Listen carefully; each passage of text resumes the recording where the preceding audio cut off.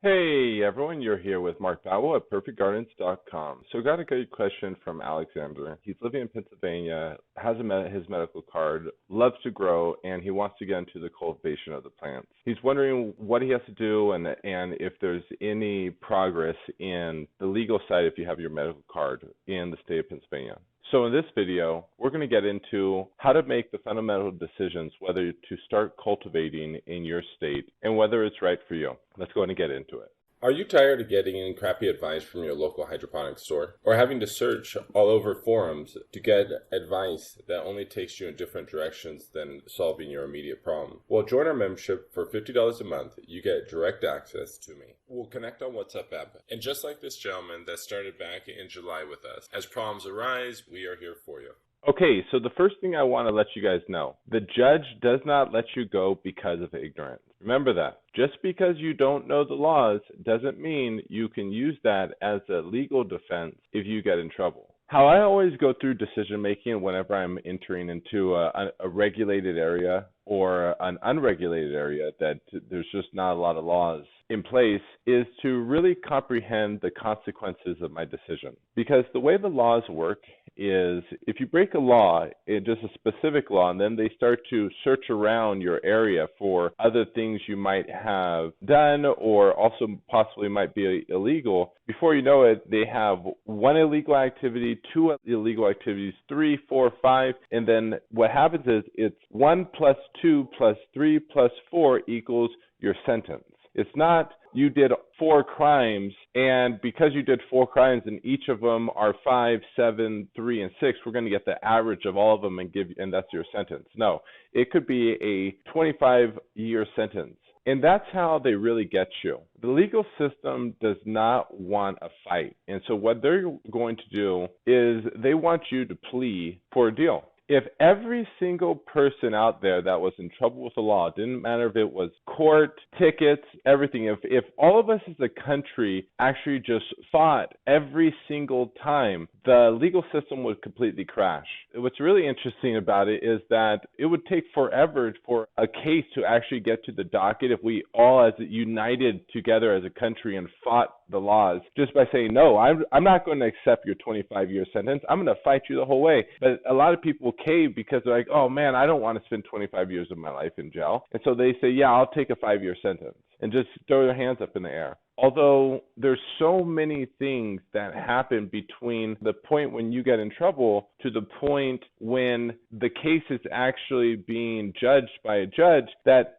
lots of stuff can happen. Cops could move out of the area, people could die, get fired. Maybe the police officers get a black mark on their record because the people are complaining about them. The second cop gets a black mark or a complaint, a serious enough complaint, their testimony is no longer really credible in the legal system. It's very interesting how things work, and that's why the court system doesn't ever really want us to fight the legal systems, because they know a year, 2 years, 4 years, 5 years down the road, because legally by law you can keep pushing this down the road, that they know if by the time it came to be judged, there's a good chance it would get thrown out or dismissed because of loss of evidence or some type of procedure not being followed. So going back to number 1, knowing the consequences to your decisions before taking action. I would highly recommend, I hate to say go talk to a lawyer because a lot of them operate from fear-based, but if you walk into a lawyer and you call around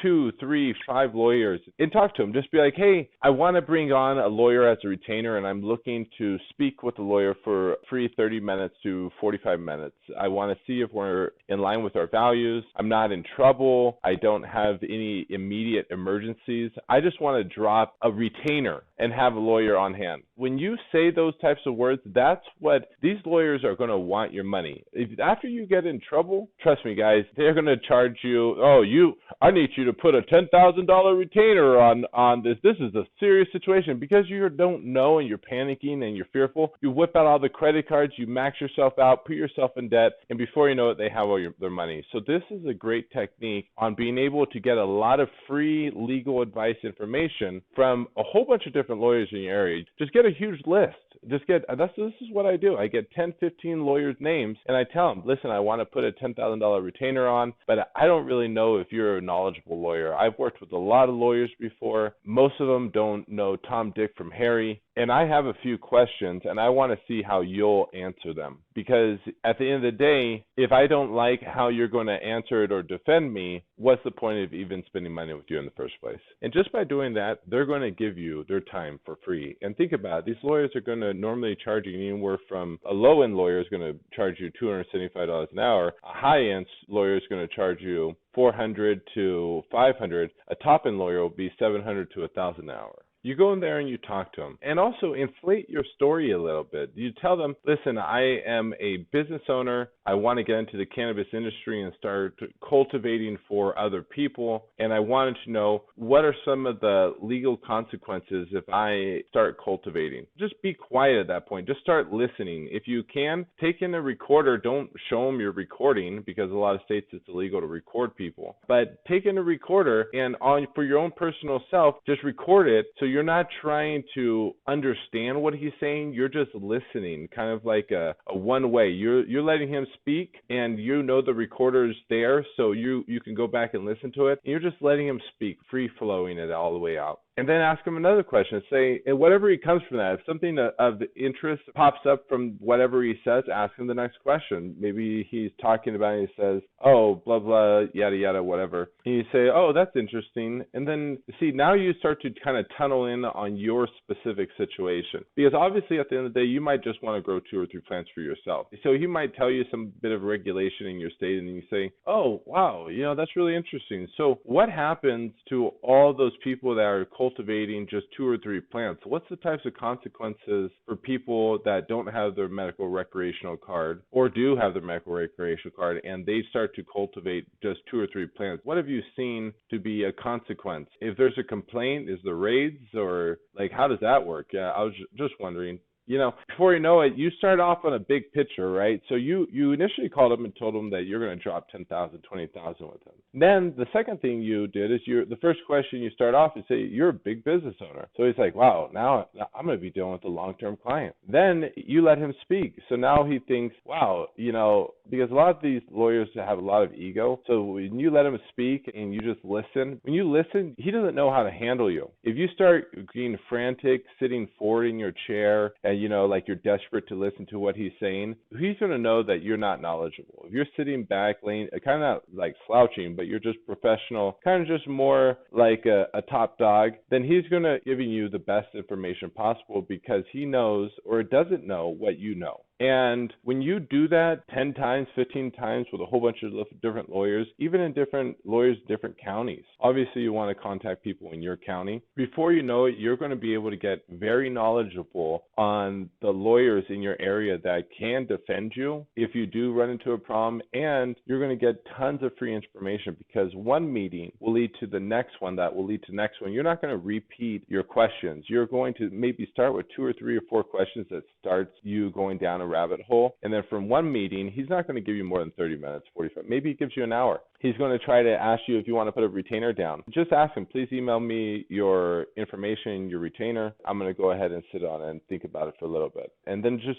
float him. Just say, hey, I think you're a very knowledgeable person. I'm going to go ahead and digest what you're saying, and I will be back to you in a few days to let you know whether I'm interested or not. And then when he reaches back out to you, just tell him, I'm not interested in moving forward to you at this time, but I would like to save your information as I lead into later decision making. And then that's it. He's not going to get a bitch complaint. But before you know it, you have just racked up, if you contact 10 people and let's say they're charging $400 an hour, you just racked up $4,000 of information. $4,000 of knowledgeable information of how to navigate worst case scenario decision making, and gives you a pretty decent awareness of where the laws are in your area. The next thing I would do is I would get obviously on Google, probably even before you go and talk to your lawyers, and do a little bit of research for yourself. So for me, I got on here and I just was researching a couple different things. Right here, they simply are not the same. They talk about some of the laws that are happening as they go through. They talk about you can still be imprisoned and you're only allowed to do like carry pills and infuse from 2016. Then I found another one that was slightly more updated, and they're talking about after This is February 2018. And they're talking about possession, purchasing, quantities, all the diagnoses that if you want to get a medical recreational card, consumption, cultivation. Pennsylvania medical laws do not allow home cultivation at this time. Okay? So, and then they talk about also COVID-19 allows for medical marijuana delivery services, which is very interesting when you look at that. And when I see information, because I've been in this industry for over a decade, this is the huge thing because you never know the hoops of what it takes to get into opening up a dispensary. So this is how we got started. I actually had a medical marijuana company called Cannabis for about 5 years. And that's how we got started, was a medical delivery service. And it was great. I mean, it did a lot of sales actually. So my point to a delivery service is that what I found during that process is that it was very difficult for the law enforcement, because we were still operating in the gray area and they were still doing a lot of busts, still are up to today. The delivery service was really great because the cops just got overwhelmed. They could not ever locate our base of operations. And so there was never a knock on the door. And we just were low key and we weren't flaunting stuff. And we were able to operate a medical marijuana delivery service out of our garage for 5 years. And obviously, if they knocked on the door and came in there, they would have seen a very sophisticated retail operation. But we didn't want to put up a brick and mortar. And this delivery service allowed us to create a lot of space between law enforcement and code enforcement offices, because there's a criminal side, there's a civil division, and it allowed us to kind of manage the risk versus reward, right? Just be clear, everyone's still breaking the law in one way or another. Yeah, we have our medical cards and we have permits, and some of us are even paying the city and they're allowing us to do it. Those people are outside of what I'm speaking of, but the majority of everyone else is breaking the law one way or another, probably.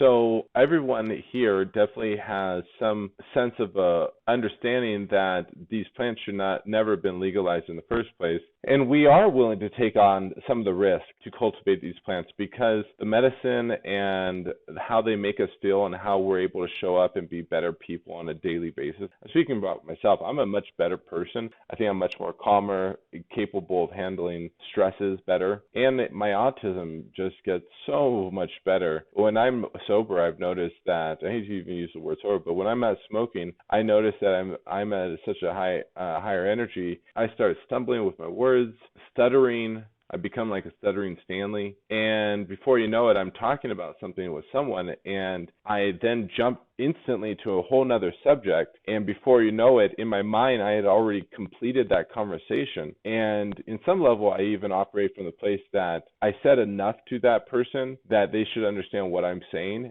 And I jump to another subject. And when I smoke, I realize, no, Mark, you need to complete your thought 100% all the way to the end and then move on to the next thought. So my point to this is, even me, I've come to the fundamentals mentally where I'm constantly keep pushing the limits in this industry because it's ridiculous for a plant like this or any plants to ever be regulated, controlled, all the way to the point especially where you get imprisoned. My point to this, though, is that doing your own little bit of research on Google really lets you become aware of some level of risk versus reward, and managing that. Understanding that a no cultivation as of 2018, the laws might be different, it's 2021, it's making me wonder, is there any other articles? So I found another one that kind of shows where the states are at. This one's also a relatively recent article, but it's also letting me know, once again, Pennsylvania is not cultivation friendly.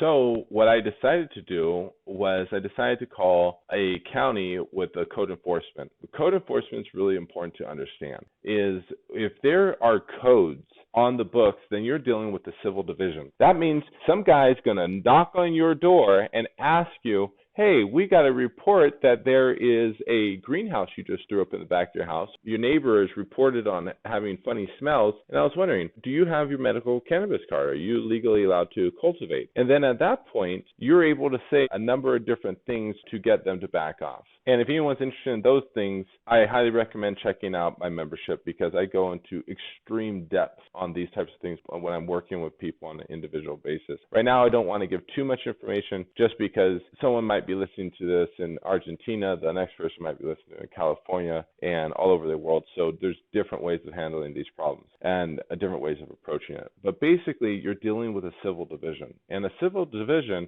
there are regulations in place in the books of how to handle the problem. And the cop has to follow these regulations and these step-by-step things. And at the end of it, the worst case scenario that happens to you is that there's a fine or something, but it's not a gun to your head. If the code enforcement office cannot answer the question, then you have to call the civil division. And you have to ask them, hey, is it against the law to do this? And then they're going to say, yes, it is against the law. And it's like, well, what does that look like if I decide to do it? Then they're going to tell you, yeah, we're going to come in gun blazing. And they're going to tell you, like, we don't know if you're some cartel. And that's what all these cops think nowadays. I mean, literally, these cops literally, and I hate to tell you that they just eat donuts, because a lot of them don't eat donuts nowadays just because of the stereotypical donut thing. But I guarantee you, they love donuts, okay? Even they fight it every day not to get a donut because they don't want to be one of those stories. But at the end of the day, cops go to work. They create a story in their head that they're going to be arresting the cartel or some big bad boogeyman because of all the Hollywood movies they watch when they go home versus being present with their kids. And then they go to work the following day thinking that they're going to get on this crazy shootout. And yeah, in some situations and in some areas in the United States, I've seen it. I've witnessed it. It's some crazy ass fucking shit, okay? Although, for 99% of most of them, they glorify a job and a storyline in their head that is very unhealthy. Although, you got to understand that when they get the opportunity to kick down your door and have guns in their head, and they get to have the big M4 or whatever the standard issue weapon they're doing, they get to suit up and they get to put their SWAT sticker on and be the cops. Trust me, they get off on that. They're beating off before they raid you, and then they're calling their hooker and their wife, and they're telling people, oh, we got this big bus, and they're already probably on social media glorifying that they're going to do some great thing today, and before you know it, they just kick down a door with a mom, a husband, 2 kids, and someone that's just looking to grow some medicine for their lupus. But they don't give a shit. They got the opportunity to blaze their guns and tell everyone, get the fuck on the ground, get the fuck on the ground, and all that bullshit. So just be aware that if code enforcement cannot answer your question, you are running the risk of dealing with criminal division. And that means 6 o'clock, knock on the door, guns blazing, minimum of 12 to 15 cops storming your house. And if you have kids and all that other shit, that just is not fun. So how you call the code enforcement or the criminal division, basically it is not, you don't call 911, you call the 800 number. They always do a non-emergency line, and you ask them, hey, can I speak to a supervisor? At the end of this video, I called a couple of these divisions for you. I just started with code enforcement because that's the one I want to start with, and then I went to, they kept giving me more numbers, and I kept trying to get more information until I just got to an answer machine and said, okay, screw this. But basically, I'm walking you through how to go through the proper steps to erase your ignorance and go through some level of fundamental decision making, whether it's worth you taking the risk. Because I promise you, it is cheaper to just move from the state of Pennsylvania and move to another state that legally allows you to grow and use your medicine, and your life will probably get better, even if you have to move away from your family for a while, than it is to go through years through the legal system, because it destroys your life. Once you get on the legal system, if you want a job, if you want anything, that shit stays in your record until you can get it expunged, if you can get it expunged. And that just sucks. It destroys a decade of your life. A lot of people jaded to the industry, especially when they just want to get medicine. So when you call them, I would definitely have an alias, and I would call from a Skype number, especially if you're dealing in a legal state. You never know how gung-ho some of these people might be, but what you're going to hear me when I talk to them, I'm saying, hey, my name is John. I am from the state of California. I am a medical cannabis user here, and I was wondering, what are the laws for cultivating? And the first number I called, she had no freaking clue, and that's a horrible response. And they have no idea. There's no code enforcement to deal with the problem. That means you're dealing with the criminal division, the ones with the guns blazing. You still want to call them, and you want to get an idea what's happening. You want to do your Google research, and then you want to contact 10 to 15 lawyers in the area like we talked about and rack their information, because that's really going to allow you to understand the consequences to your decisions. Because at the end of the day, if you are so adamant on growing in your area and it is 100% illegal, and you go talk to a couple lawyers and they tell you, they're going to give you examples, like this happened, I'm dealing with a couple clients like this, and there was no jail time and they were growing 100 plants. They were growing 1,000 plants outdoors. There's always big grows happening in your area, people that are taking major risks, and they're going to tell you, yeah, he didn't spend any jail time, but it was this. It cost him $25,000 to get off. Other ones like, oh yeah, he just had a couple plants in his house, but he had a gun and so at that point they added 5 years onto the charge, and he went to jail for 3 years because he was cultivating, he had paraphernalia, and he had a weapon, and all those things created a bad dynamic. So, and then you can think about it, and you could be like, oh, so you're telling me if I just get rid of the gun or just not have it at my house, it significantly reduces the consequences of my decision, especially if you want to push the limits. I mean, I'm not going to be a hypocrite. Look at us, look at what we were doing. Occasionally I tell people, like, we had a power plant on our facility. If we screwed up one day, we could have shut down power for 20 to 40,000 people if our transformers blew in our facility. That's horrible, right? So I'm not going to be a hypocrite to you guys. We push the limits. If you guys want to push the limits, just understanding the consequences to your decisions and then removing some of the consequences. Like if you have a gun, get it off the property. If you do other drugs besides cannabis, remove those from this facility. You know what I mean? Like if you want to cultivate, treat it as a business. Also, if you have kids in the area, the house, they could charge you with child endangerment. Now you're getting social programs into your family. You guys really have to think about the consequences to your decisions before you make that decision. And if you're going to spend the tens of thousands of dollars into the setup equipment and really take the risk, or you're just going to do a little tent or whatever, make good decision making before you take action. Really think out your thoughts and take into consideration all the other people you have around you. Because I've come to the realization that acting upon my personal desires all the time is a somewhat selfish act, and I have to be aware that if something happens to me, the people that do love me do get affected, actually maybe even more greatly than I do, because they were not psychologically prepared to handle the problem, while I had been spending years of my life psychologically getting prepared to handle the problem. I hope this video was helpful on how to push the limits. I'm going to go ahead and play the audio tapes for Alexander on how I talked to these different people. I obviously lied and did a couple other things. You can hear it out. Good afternoon, Berwick Borough. Hey, how are you guys doing today? Fine, how are you? Doing pretty good. My name's John. I had a quick question. I was wondering, is this the code enforcement office for county in Pennsylvania? So this is for Berwick. Berwick, that's fine. I'm not from the state of Pennsylvania, but I had a couple questions, and I was just calling around to the code enforcement office and just see if you could explain the laws to me in the state of Pennsylvania before making a decision to move there. Okay, are you looking to move to Berwick? Well, I'm kind of shopping around. I love Pennsylvania. It's so beautiful. You guys have such a beautiful state, but I am a cannabis medical user, and I know your states are a little bit stringent, and I was just wondering what county was the most liberal on cultivating a few plants at your own home for your own medical use if you had your own medical card. I would have no way of knowing that. Do you guys have any code enforcement, like anyone I could speak to on the laws in Pennsylvania where they currently stand for recreational cannabis or medical cannabis? To speak to somebody in the state, speak to a state representative or something. This is just a small municipality. How about for you locally? Let's say if someone was cultivating 2 plants and they had the medical cannabis card, what would you guys do in your county if someone reported you?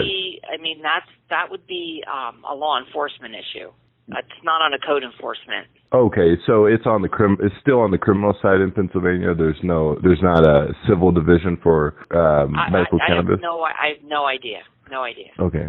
Is there a phone number of someone or a place that you think you could suggest me to so I could ask? You'd have to look up like a state representative. A state representative of what capacity or level or group on a state representative? Like Senate, or are you looking more? I have no idea. I don't know what you're looking for, sir. I can't tell you any of that stuff. I have no idea. I just don't want to break the law moving to your state training. You'd have to contact somebody in law enforcement then. Oh, okay. So in the area that you're planning to move. Do you have a phone number to your local municipality so I can call the police department? You could, not a direct number, no. Yeah, you'd have to contact a state representative to find out what the laws are in the state. There's so many types of state representatives. Is there? No, there's not. There's state representatives. Do you know the name? There's many representatives for different Millard. M-I-L-L-A-R-D. M-I-L-L-A-R-D? Yes. You're awesome. I love you. Thank you so much. I appreciate that. You're welcome. Have a beautiful day. Bye. Bye. Representative Millard's office. Hello. How are you doing today, ma'am? Good. How are you? I'm doing absolutely wonderful. I appreciate your cheerful energy. Thank you. You're welcome. I had a couple questions, and I was wondering if maybe you could direct me or possibly even answer a couple questions for me. Sure. I'm thinking about moving to Pennsylvania because you guys have such a beautiful state. And see all the snow we got? It's okay, though. It's just, you have snow, but then when it melts, you have green, and you're like, oh. And then you see the autumn leaves, and you're like, oh. So it's, there comes and goes. It's, yeah. I am a medical cannabis user, though, and it's a big part of my life because of my military PTSD. And I was wondering, what are the laws in your area for growing, something small, 1, 2, 3 plants for your medical cannabis purposes and usage? If I have my medical card in Pennsylvania, what are the laws? Am I allowed to cultivate there? I don't think so, but... Would you say that again? I don't think you can, personally, but let me give you a number that you can call and ask them. I love you. Okay, we can give you 2 numbers. Okay. The first one, information. Okay. This is for Pennsylvania, information on, the growing and taking and everything of it. It's 717-547-3047. Okay. And then the other number is patient advocate, and that one is 35. I love you. You're amazing. I appreciate you, too. Thank you. Yep. You have a beautiful day today. Thank you. You too. Again. Thank you. Bye. Yep. Bye-bye. Bench, Latricia is currently unavailable. Please leave a message after the tone. When you have finished, please hang up or press the pound key for more options. Hello. Reach the Medical Marijuana Program Office. If you are a patient, caregiver, medical professional, or practitioner, or you have general questions about Pennsylvania's medical marijuana program, please call our help desk at 888-733-5595. Agents are available to take your call from 7 a.m. to 9 p.m. Eastern Standard Time, 7 days a week, excluding state holidays. Press 1 to be transferred to the help desk immediately. To leave a message for a specific staff member of the program office. Please wait while your call is being transferred. Hello, and thank you for calling the Pennsylvania Department of Health Medical Marijuana Program. Please note that all calls are recorded for quality assurance and training purposes. Our hours of operation are from 7 a.m. until 9 p.m., 7 days per week, exclusive of state holidays. Our options have changed, so please listen carefully for the menu prompt that best addresses your inquiry. Please press 1 for payment or renewal issues. Please press 2 for medical marijuana card issues, which include a lost or stolen card, a card that has never arrived, or a card not scanning as dispensary. Please press 3 for registration issues. Please note any error messages received. Please press 4 for background check information or issues. Please press 5 for login issues, which include password resets and lockouts. Please press 6 for general questions or information about the program. The Pennsylvania Medical Marijuana Program is for Pennsylvania residents who suffer from at least one of 23 serious medical conditions. that has been certified by a practitioner registered with the program. For helpful information about medical marijuana in Pennsylvania, visit our website at www.medicalmarijuana.pa.gov.